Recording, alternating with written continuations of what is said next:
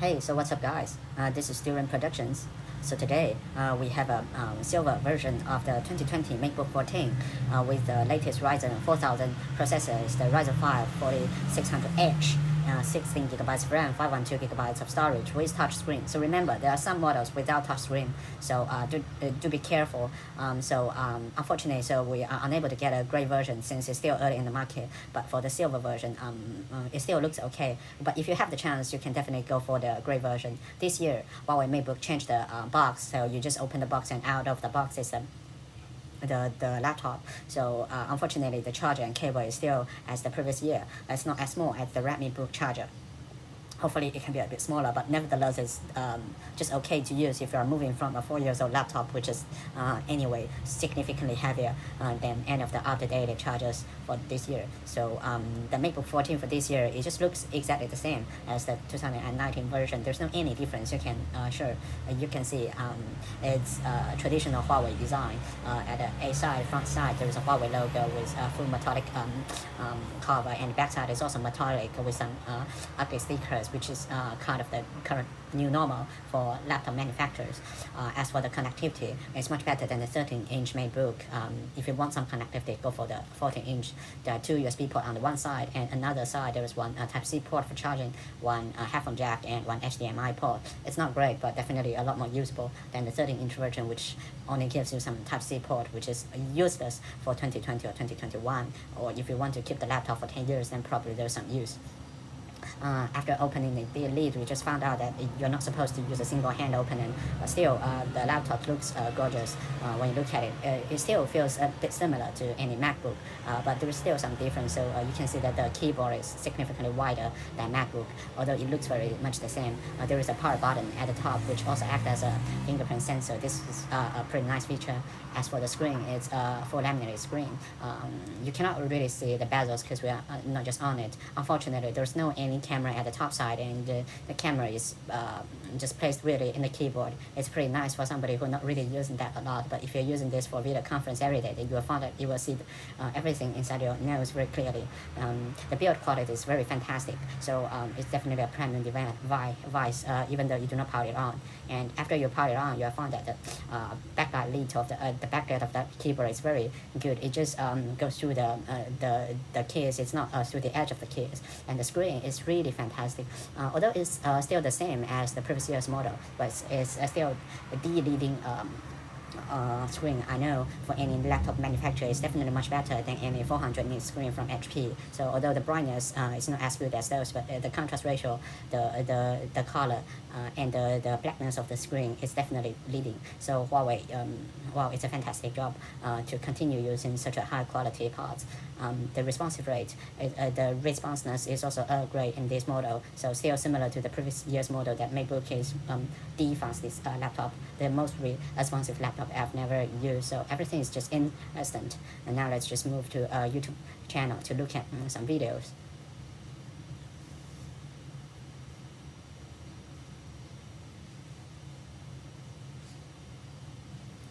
What I just feel about the keyboard is that the keyboard travel is pretty small. Hopefully Huawei sometime can just make it better, because it's already the 2nd generation. I understand probably they do not want to spend any cost to upgrade anything, but still the travel is not that good, not comparable to HP, to Lenovo. It's acceptable. Our next guest, all she was trying to do was catch a train in the London Tube, and now she is one of the hottest videos on the internet. Here's why. Finish the lyrics.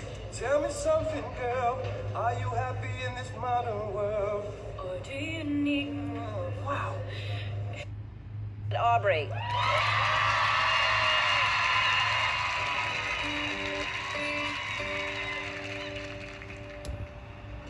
Tell me something, boy. Aren't you tired trying to feel that void? Or do you need more? Ain't it hard keeping so hardcore? I'm falling. In all the good times I find myself longing for change. And in the Okay, I would like to say that it's kind of a mixed feeling still as the previous year's generation for watching any movies. So the screen is fantastically good as the previous generation. It's just the top notch.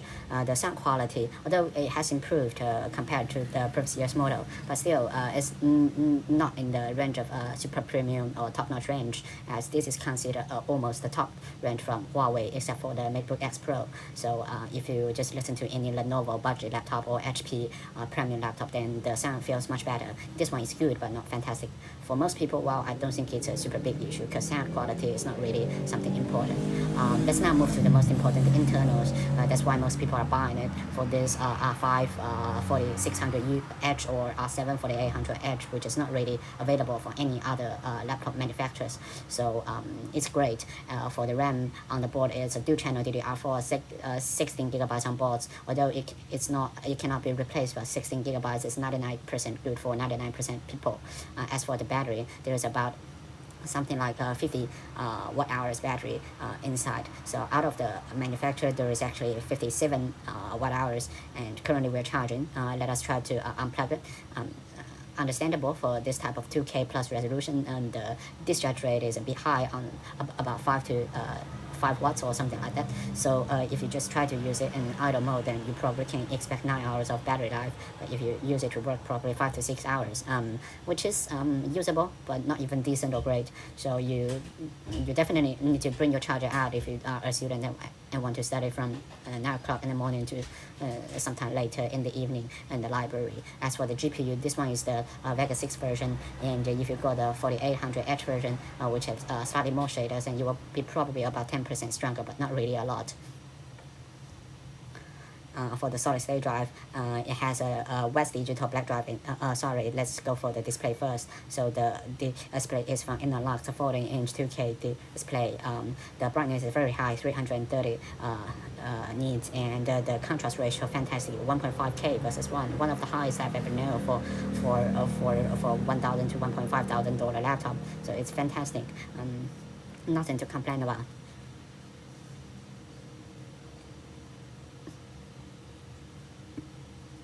Go back to the solid state drive. It's also the best solid state drive on the market, the West Digital Black Drive SN730.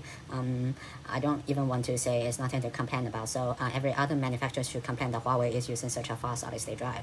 There is one thing that was complaining is that there is a Realtek Wi-Fi. I do not really understand for such a premium device why they're saving costs in the Wi-Fi. Probably Huawei just think that most Chinese users, they won't find any difference between Wi-Fi 5 and Wi-Fi 6 cards. But still, if you have a large house and using mesh network, then you will find some difference. Still, this Realtek card is definitely very much usable.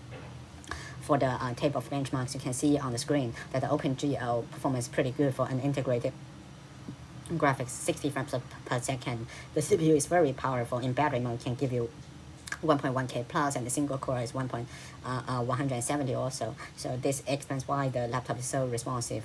For the solid state drive, it's very fast. Nothing to complain about. The cache are also pretty fast. So but if you go to the Bmd Raw Speed Test, what you can see is that there is no AMD processor really optimized for this type of raw video workflow. So if you are a video worker, so just try to avoid using any AMD processor, and still using Intel probably will be slightly better because they are nicely optimized.